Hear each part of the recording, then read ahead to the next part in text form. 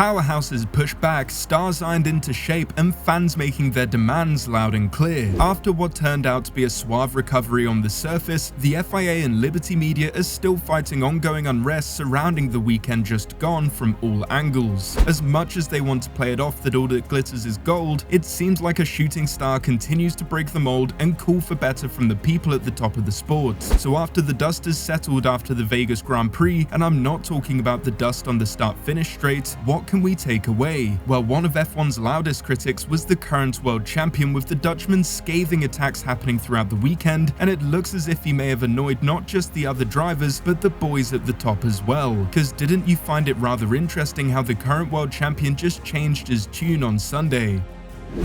Want to know why Max suddenly changed his tune about the weekend? Is it to be believed that he had a change of heart, or is it all for show after he was met with some choice words following his comments? Stick around to the end, because if the FIA was already in hot water with one of the grid's powerhouses, they may have just thrown itself out of the frying pan and into the fire. To put it lightly, going into the weekend, Max Verstappen wasn't exactly sold on the concept of the Las Vegas Grand Prix, saying things like it's 99% show and 1% sport, as well as continually brushing off desperate attempts by F1's in-house media team trying to squeeze any kind of optimism out of him. While Max has been painted in a negative light about these comments, truth be told, even we thought he was being slightly harsh in not giving the weekend a chance. We can't help but retrospectively agree with him, especially about that Super Bowl halftime show-esque driver introduction at the opening ceremony on Wednesday night.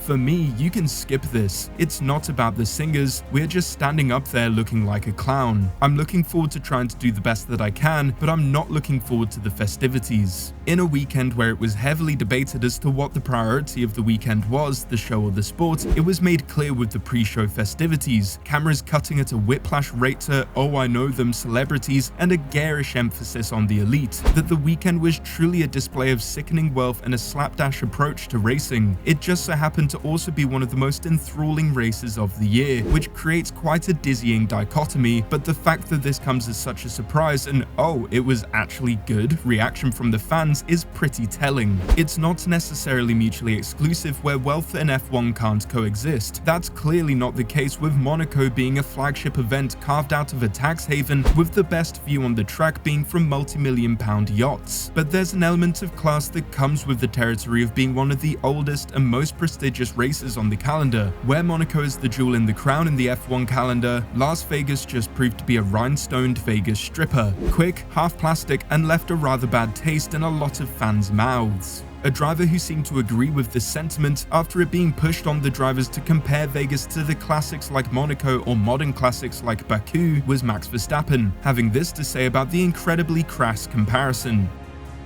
"I think Monaco is like Champions League, this is National League." But it seemed that after the race, the Max experienced a change of tune akin to Sweet Caroline to Cannibal Corpse, even singing the famous Viva Las Vegas on his victory lap, and having this to say to the post-race media when asked if it was the best race of the season. "It was a very good race. I have to think about the other races, it's a bit difficult to answer this, but it was a fun race, I enjoyed it." Now, we're going to say what people think has happened here, but then we'll approach it with a bit more nuance. The common conception is that Max had a speaking to from Liberty, the FIA, his dad, whoever. His dad seemed to confirm this by saying that he did have a word with him following his attitude earlier in the weekend, having this to say: "I do think he can say things, but in this case in a neater way. I told him that directly," he told the Telegraph. Verstappen also apparently spoke briefly with someone from Formula 1 itself shortly before the race. "Once in a while he needs that too. I also think the battery is running out a bit with a lot of people, but that Max likes racing, you saw that today. I understand his opinion, but you can't kick blindly at everything."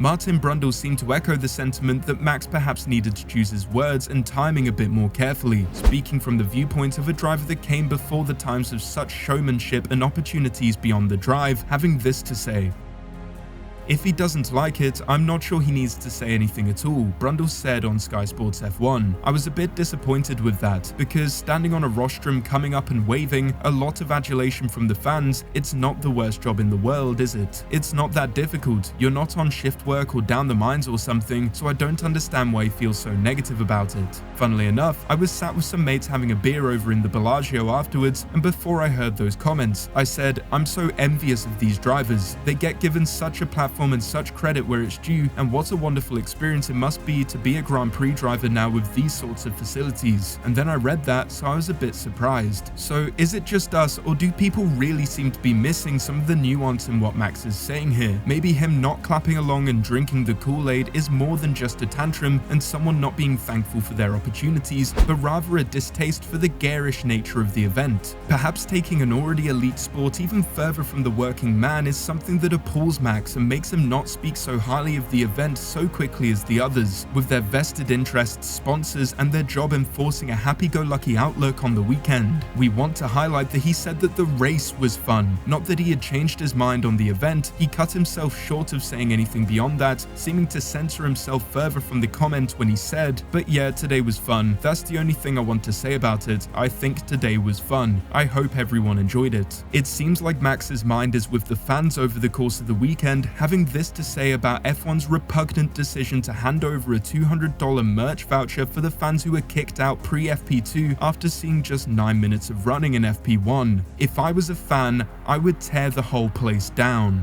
This sentiment of disgust at F1's current direction to seemingly push further and further away from their most loyal audiences and even prevent future nothing to something stories was echoed by the Red Bull fan page on Twitter, RBR Daily, and we think that they put the issue with Vegas and the modern F1 problem perfectly.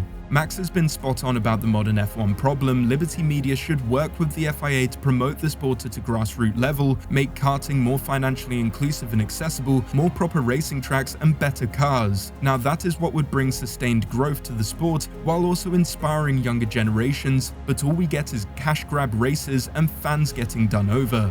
The outrage around the paddock surrounding the Grand Prix wasn't limited to Max, however, as the Scuderia are coming for revenge against those that they deem have wronged them across the weekend, going as far as to plan private talks with the event organizers. And it's not just about the costs incurred due to the damage sustained in FP1 on Friday. Vasseur started by saying, "We have a lot of consequences on the financial side, on the sporting side, and even on the stock of spare parts. And on the budget side, for sure it's not an easy one. There will be a discussion. There is precedent for extraneous circumstances damaging cars to be deemed worthy of compensation, as Haas in 2017 were compensated by the Malaysian Grand Prix following a similar instance. But Vasseur's main fury wasn't necessarily at the cost to the team, it was more due to the limited action taken on track which led to lost positions and ergo points, which could mean the difference in the constructors. He believes that more could have been done to prevent the incident, saying, "We'd have to discuss about the circumstances of the incident also, because it's not just about the cover coming out, it's also for me that we had 1 minute between the yellow flag and the red flag. It means that the guy who put up the yellow flag and put the yellow flag also on my board, which is coming from race control, it means that they saw something. And then they took 1 minute before putting out the red flag when it's the straight line and you have a metallic part and you're at 340 kilometers per hour. He would then go on to reveal that the teams were not informed of the debris on track. So from the fans to Ferrari, it wasn't just the clientele down the road of the track getting screwed this weekend in Vegas."